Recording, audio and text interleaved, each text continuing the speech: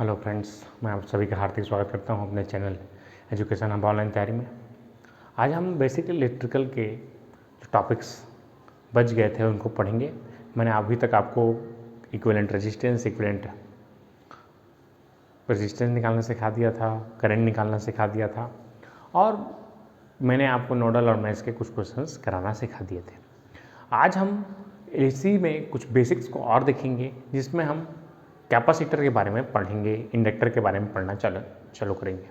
Inductor और capacitor हमारे आगे आने वाले यूनिट्स, एसी सर्किट्स और उसके एप्लीकेशंस बहुत ही इम्पॉर्टेंट है। जितना आपके मशीन्स बनते हैं, जो भी आपका मशीन बनता है, उसमें कहीं ना कहीं हम इंडक्टर, कैपेसिटर्स इन सब का यूज करते हैं। जैसे मैं आपको डेली लाइफ में यूज करते हैं पंखा, आपका सीलिंग फैन यूज करते हैं, तो वो आपका नथिंग बट RLC सर्किट है ना। वहाँ पर इंडक्टर लगा हुआ है, कैपेसिटर लगा हुआ है और रेजिस्टेंस लगा हुआ है।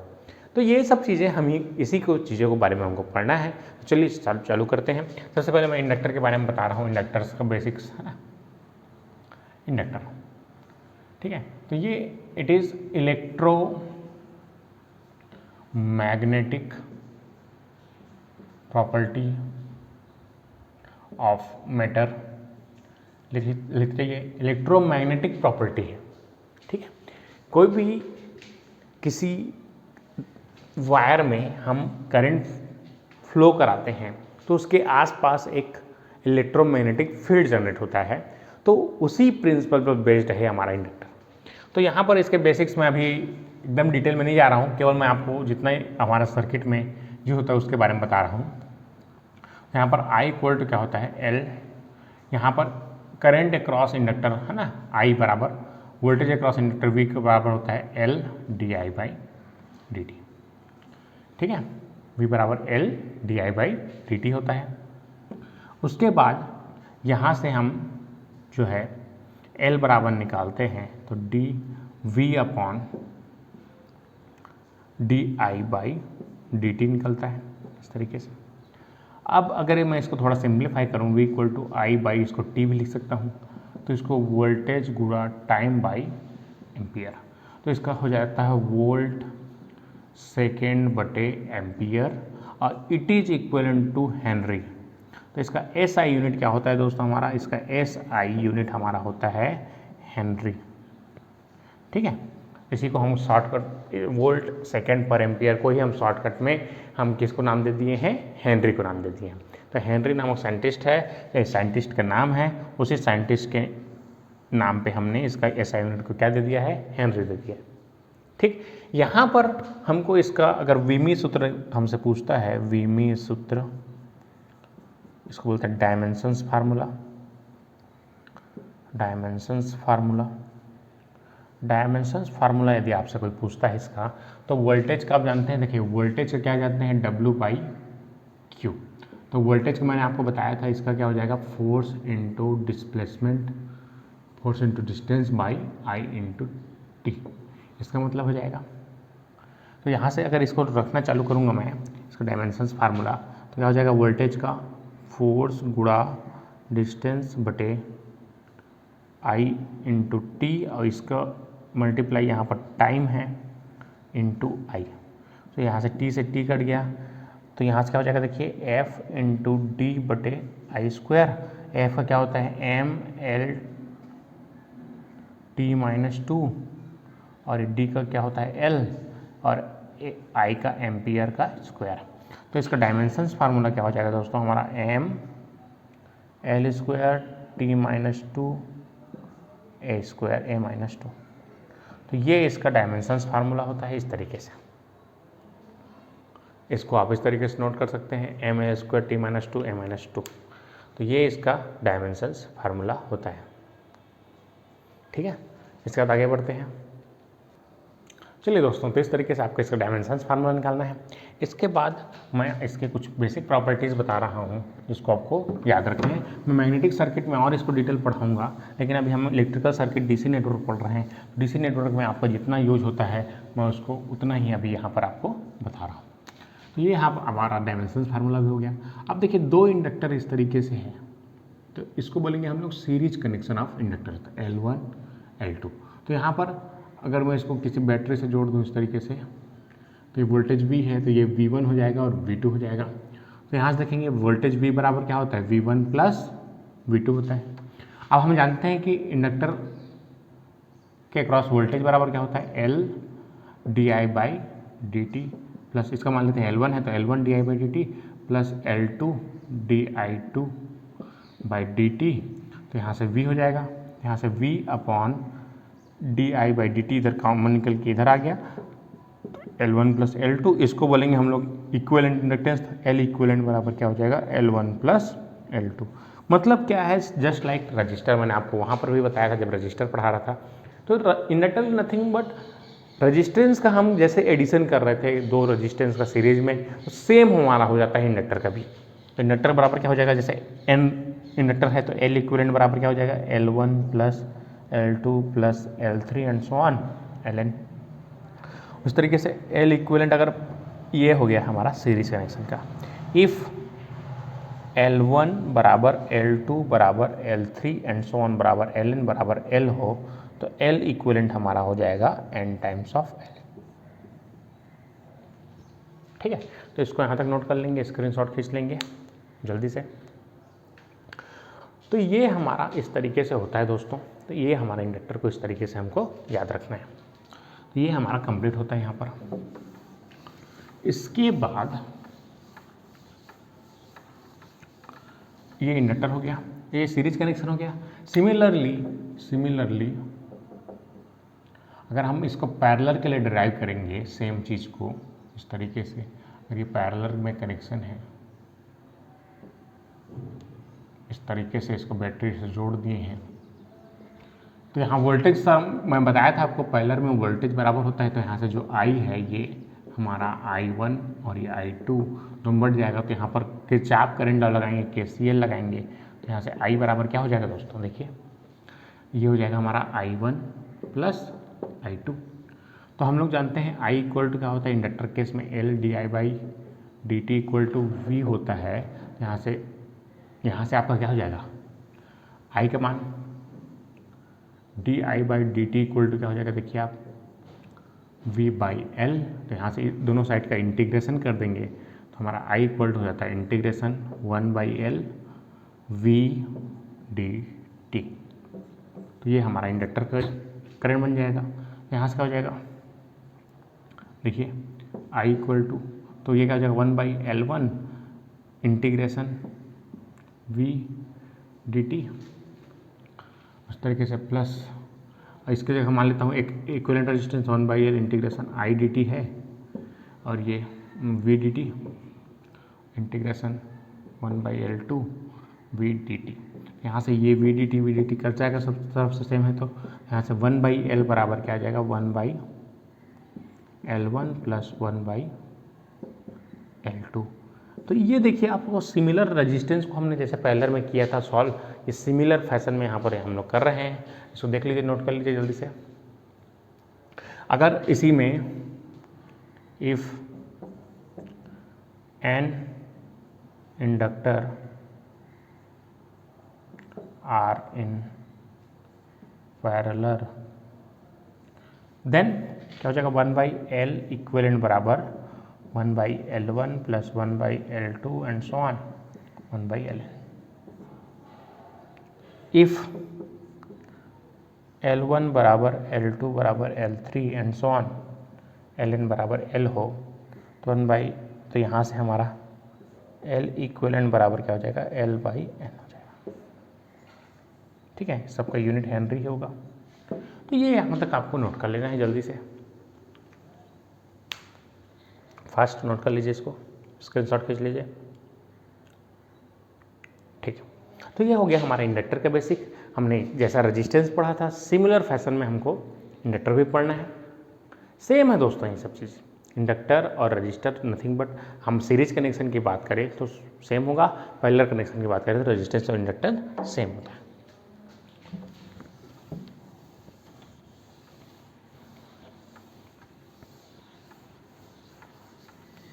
तो यह हो गया हमारा इंडक्टर। तो हमने देखा कि जो रेजिस्टेंस है की प्रॉपर्टी और इंडक्टर की प्रॉपर्टी लगभग हमको सिमिलर मिली। हमने रेजिस्टेंस को भी देखिए इस तरीके से जोड़ा था, यहाँ से R1 यहाँ से R2, तो ये हो जाता है हमारा R1 प्लस R2। हमने इंडक्टर को भी L1 और L2 जोड़ा तो हमारा L1 प्लस L2 हो गया। और हमने रेजिस्टेंस को भी इस तरीके से पैरेलल में सॉल्व किया था। ये रेजिस्टेंस R1 R2 तो क्या हो जाता था 1 बाई R बराबर 1 by R1 plus 1 by R2। और इसी सिमिलर फैशन में हमारा ये इंडक्टर भी हमारा सेम चीज़ है L1 L2, हो जाएगा 1 बाई L बराबर 1 by L1 plus 1 by L2। तो देख रहे हैं आप इसमें रेजिस्टेंस की हमारे प्रॉपर्टी सेम आ रही है। इस तरीके से मैं आपको जो डेल्टा और स्टार ट्रांसफॉर्मेशन बताया था वो भी आपका सेम इसी तरीके से बनेगा। ठीक है, तो पहले यहाँ तक देख लीजिए, ये नोट कर लीजिए।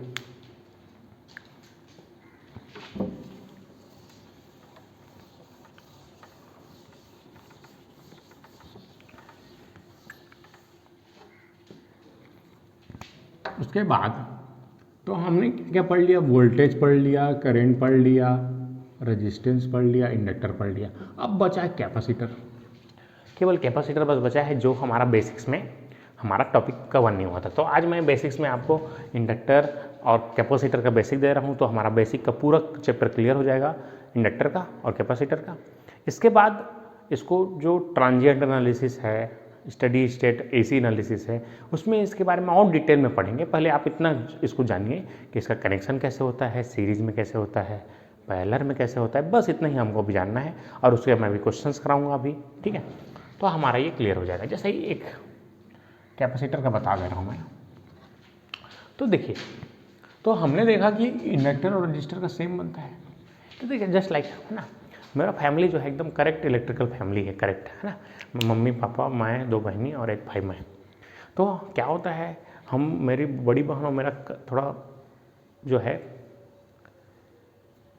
कंसेप्ट और मान के लीजिए कि विचार मिलते जुलते हैं। जैसे मैं बताया था कि resistance like boy child, inductor is like father of the family, और ये है current is like father of the family, और ये मदर ऑफ द फैमिली। और ये कैपेसिटर जो है इंडक्टर, ये 2 गर्ल्स चाइल्ड होते हैं सिमिलर वे में। तो मोर बहनी कर बने पड़ते हैं, तो ओकर विचार मिलत रहते हैं उनके जैसना कैसन जैसना। लेकिन ये छोटे बहनी कर नहीं खपाए, भारी लड़ाई मारपीट है ना, देखो अपने भाई बहन से भारी मारपीट और लड़ाई झगड़ा होते रहता है कुछ भी चीज़ में, है ना। तो वही चीज़ है, देखिए कैपेसिटर का प्रॉपर्टीज़ जो है वो थोड़ा सा अलग है as compare to resistance and inductance में। ये आपको रिलेट करा रहा हूँ ताकि आप डेली लाइफ में इसको रिलेट कर पाएँ। जस्ट लाइक है ना, अगर आप, ये निर्जीव चीज़ें हैं दोस्तों, इसको हमको क्या करना पड़ता है, समझना पड़ता है। ठीक है, चलिए आप, मैं यहाँ पर कैपेसिटर को समझाने की कोशिश कर रहा हूँ। इसकी प्रॉपर्टी थोड़ी सी अलग है। अगर आपने 12th स्टैंडर्ड में पढ़ा होगा, 12th स्टैंडर्ड में पैरेलल प्लेट कैपेसिटर, समांतर प्लेट संधारित्र ना, ये जो है कैपेसिटर, इसको हिंदी में संधारित्र बोलते हैं, धारिता भी बोलते हैं कई बार। तो ये क्या चीज़ है, ठीक है, इसके बारे में विचार करेंगे। ठीक है, तो संधारित्र क्या, देखिए कैपेसिटर जो है ये, अगर ये 2 प्लेट है तो कैपेसिटर में यदि मैं इसको वोल्टेज से जोड़ देता हूँ इस तरीके से, तो ये अपने आसपास इस तरीके से यहाँ पर चार्ज को स्टोर करके रखता है। तो ये जो है कैपेसिटर जो है, ये हमें इलेक्ट्रोस्टैटिक प्रॉपर्टी किसी मैटर की शो करता है। तो आप इसको लिख लेंगे, ये जो है इलेक्ट्रोस्टैटिक प्रॉपर्टी है ऑफ मैटर, किसी मैटर की, पदार्थ की स्थिर विद्युत वाला कंसेप्ट है ना, स्थिर विद्युत वाला कंसेप्ट हमारा जो है कैपेसिटर है ना, इलेक्ट्रोस्टैटिक्स का, और इलेक्ट्रोमैग्नेटिक इफेक्ट जो है हमारा इंडक्टर है। तो ये 2 चीज़ें हैं जिसको हमको क्लियर रखना है। तो मैंने, अगर आप इसको 12th स्टैंडर्ड में पढ़ा होगा तो C इक्वल टू आपने बताया था epsilon not epsilon R A/D, जहाँ देखिए ये जो समांतर प्लेट संधारित्र इसको बनाया हमें, तो इसके बीच की दूरी डिस्टेंस D है, और इसका जो प्लेट है इसका एरिया A है, और इसके बीच जो ये मटेरियल रखा हुआ है इसको बोलते हैं इलेक्ट्रो मैग्नेटिक मटेरियल, है ना। ये परावैद्युत है ना, डाइलेक्ट्रिक मीडियम बोलते हैं, परावैद्युत, है ना। तो ये परावैद्युतांक माध्यम आर है। तो ये C = एप्सिलॉन नॉट A/D होता है। मतलब क्या है, C is proportional to area and C is inversely proportional to distance of the plate and C is also proportional to epsilon R। अगर मेरे से क्वेश्चन पूछा जाए कि अगर मैं प्लेट की दूरी को दोगुना कर दिया तो संधारित्र कितना हो जाएगा। अगर मैं डिस्टेंस को 2 टाइम्स कर दूं, इसको 2 टाइम्स करेंगे तो ये हमारा हाफ टाइम्स हो जाएगा। तो संधारित्र कितना हो जाएगा दोस्तों, हाफ टाइम्स हो जाएगा। अगर मैं बीच की दूरी को हाफ कर दिया तो 4 गुना हो जाएगा, 2 गुना हो जाएगा। अगर मैं एरिया को डबल कर दिया, एरिया को डबल करूंगा तो 2 टाइम्स हो जाएगा। एरिया कम करूंगा तो कम हो जाएगा। प्रोपोर्शनल है, बढ़ाएंगे तो बढ़ेगा, कम होगा तो कम होगा। इसी तरीके से मैं इंडक्टर का भी लिखा देता हूँ। इंडक्टर का फार्मूला होता है हमारा, इंडक्टर को आप इसको लिख लीजिए, वहाँ पर मैं आपको नहीं लिखा पाया था। ये होता है हमारा म्यू नॉट n² A/L। जैसे ये हमारा इस तरीके से है ना। तो इसके जो ये घूमे हुए हैं इसको बोलते हैं नंबर ऑफ टर्न्स। जितना ये डिस्टेंस है इसको बोलते हैं डिस्टेंस A, और इसका जो थिकनेस है, एरिया है, क्रॉस सेक्शन एरिया है, उसको बोलते हैं A। तो ये इंडक्टर हमारा प्रोपोर्शनल टू n² होता है, L के इनवर्सली प्रोपोर्शनल होता है, और जो एरिया है उसके प्रोपोर्शनल होता है। ठीक है, तो इसके बारे में मैं क्वेश्चन कराऊंगा, पहले इसको नोट कर लीजिए आप लोग जल्दी से। L = mu naught n² A/L, जहाँ L = प्रोपोर्शनल टू n²। मतलब क्या है, नंबर ऑफ टर्न्स के स्क्वायर के प्रोपोर्शनल होता है। ये क्वेश्चन आपका SSC JEE में पूछा गया था कि अगर नंबर ऑफ टर्न्स मैं डबल कर दूं तो इंडक्टर कितने टाइम्स हो जाएगा। तो नंबर ऑफ टर्न्स 2 गुना करेंगे, देखिए 2n का स्क्वायर करेंगे तो आपको 4n² हो जाएगा। तो इंडक्टर तो कितना हो जाएगा, पहले से 4 गुना हो जाएगा। अगर अब मैं नंबर ऑफ टर्न्स हाफ कर दूं तो इंडक्टर कितना हो जाएगा, तो ये हाफ 1/4 हो जाएगा। तो इंडक्टर और कैपेसिटर का ये बेसिक फार्मूला आपको नोट करके रखना है, जल्दी से नोट कर लीजिए, स्क्रीनशॉट खींच लीजिए ताकि आप इसको बाद में नोट कर सकें। ठीक है, ये हो गया नोट। उसके बाद हम आगे बढ़ते हैं। ठीक है, जितना बोलता हूँ स्क्रीनशॉट खींचो, तुरंत कर लिया करो। ठीक है, इसको बाद में आपको लिख लेना है। ठीक, अब देखिए, अब यहाँ पर हम कुछ क्वेश्चंस करेंगे। पहले इसको कैपेसिटर का मैं बता देता हूँ कि हमका सीरीज और पैरेलल कनेक्शन इसका कैसे होता है, उसके बाद मैं इसके क्वेश्चंस को करूँगा। ठीक है दोस्तों, चलिए, ये कैपेसिटर है। ठीक है, कैपेसिटर का आपका formula Q is proportional to V भी होता है, तो Q = CV भी होता है दोस्तों। तो यहाँ से C = क्या हो जाएगा, Q/V।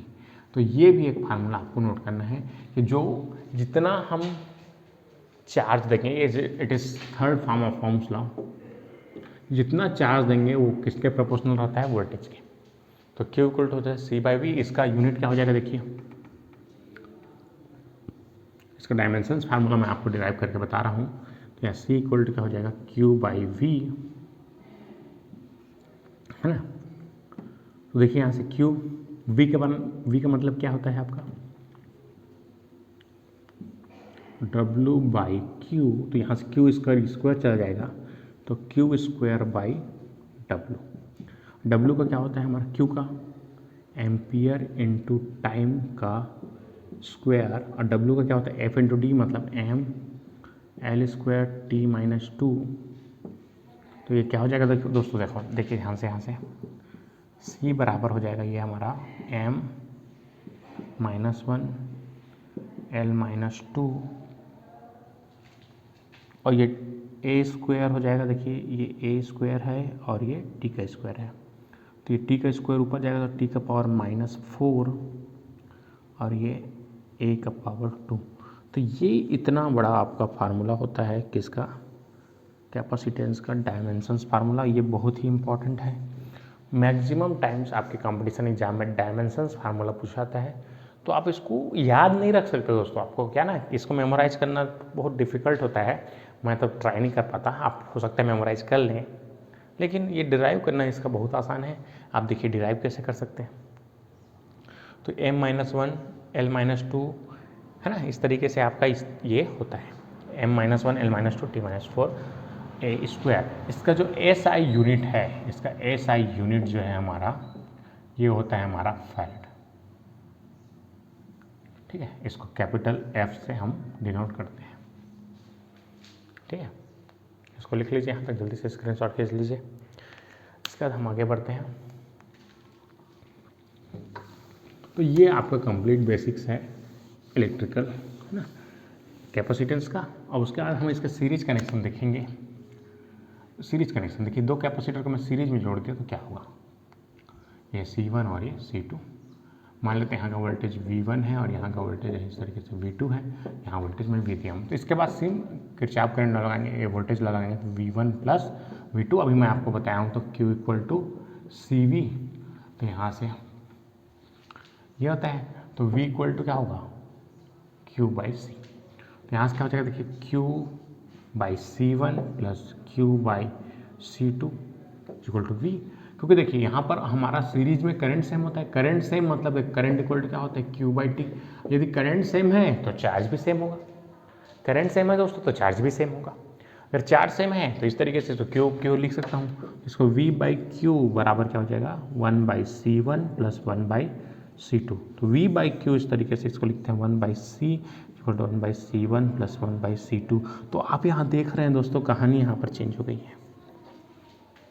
मैं बोला था ना, है ना, दो जन के पढ़ते बढ़िया बढ़िया खपा थे, एक जन के नहीं खपा, ओकर विचार अलग रहते घर में, एक जन के बिल्कुल विचार अलग रहते, वो बिल्कुल सहमत नहीं बने घर के आदमी बनकर। तो ये हुए कैपेसिटर भी इसी टाइप के, ये बिल्कुल विचार से सहमत नहीं होता है ना, ये अलग चलाता है कहानी, तो इसका जस्ट पलट जाता है ना। जैसे आज बोलेंगे कि सब्जी बनना चाहिए, है ना, कुछ सब्जी बनना चाहिए, जैसे कि भिंडी बनना चाहिए, बोलेगा तो नहीं करेला बनना चाहिए, ये उल्टा है ना। तो ये टेक्निक है आपको याद रखने का, ये just it is opposite of register. इस तरीके से अगर इसका मैं पैरेलल में डिराइव कर सकते हैं आप लोग, पैरेलल में अगर इसको डिराइव करेंगे तो ये आपका आ जाएगा इस तरीके से C1 और C2। तो इसका टोटल C टोटल बराबर क्या हो जाएगा, C1 प्लस C2, और n टाइम्स है तो CT equal to C1 plus C2 and so on Cn हो जाएगा। इस तरीके से एक बार पहले इन C1 plus C2 plus 1 by C3 and so on. अगर n है तो n जितने हैं उसको सबको 1 बटे करके जोड़ देंगे। If all are equal then 1 by C total equal to C equivalent equal to C by n। ठीक है, सीरीज में और पैरेलल में क्या हो जाएगा, C टोटल बराबर n टाइम्स ऑफ C। ठीक है, और ये C टोटल बराबर C1 plus C2 plus C3 and so on Cn। तो इसको आप नोट कर लेंगे एक अच्छे से एकदम बढ़िया से, ताकि आपको एक कंसेप्ट क्लियर हो। जल्दी से नोट कर लीजिए इसको। ठीक, स्क्रीनशॉट खींच लीजिए। ठीक, आगे बढ़ते हैं हम लोग। अब मैं कुछ क्वेश्चंस कराता हूँ, देखिए ध्यान से, आपको करने हैं। चलिए, 3 हेनरी है और ये 6 हेनरी है। इस तरीके से ये दिया हुआ है, 3 हेनरी दिया है, 3 फैराड दिया हुआ है और 6 फैराड दिया हुआ है। तो आपको टोटल इंडक्टेंस और टोटल कैपेसिटेंस निकाल के बताना है फास्ट, जल्दी से कमेंट बॉक्स में आंसर दीजिए। क्लास लाइव है, मैं देख रहा हूँ आपको, कमेंट बॉक्स में आंसर दीजिए दोस्तों जल्दी से। तो यहाँ से क्या हो जाएगा, देखिए L इक्विवेलेंट बराबर क्या होता है सीरीज में, L1 प्लस L2, तो 3 और 6 9 हेनरी हो जाएगा। वेरी गुड, जिन लोगों का आंसर आ गया।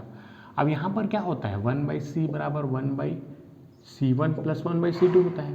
तो 1 बाई C बराबर क्या आ जाएगा, 1 बाई 3 प्लस 1 बाई 6। इसको सॉल्व करेंगे 6 2 धन 1, तो यार आ जाएगा आपका 1 बाई 2। कई लोग 1 बाई 2 को ही आंसर मान लेते हैं, लेकिन ऐसा नहीं, उल्टा करना पड़ता है। तो ये 2 फैराड इसका करेक्ट आंसर होगा। देख लीजिए, एकदम आसान है। बस आपको क्या करना है, इंडक्टर के लिए तो आपको दिक्कत लेने की जरूरत नहीं है, इट इज रेजिस्टेंस ओनली।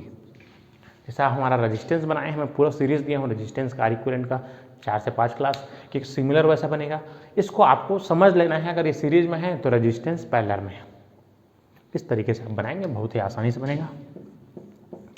मैं इस तरीके से बोलूँ, इस तरीके से 3 और 6 है और इंडक्टर है 3 और 6। तो ये क्या हो जाएगा दोस्तों, जल्दी से बताइए फास्ट। क्या हो जाएगा, 6 और 3 को सीधे सीधे जोड़ देंगे तो कितना हो जाएगा, 9 हेनरी, 9 फैरड, है ना।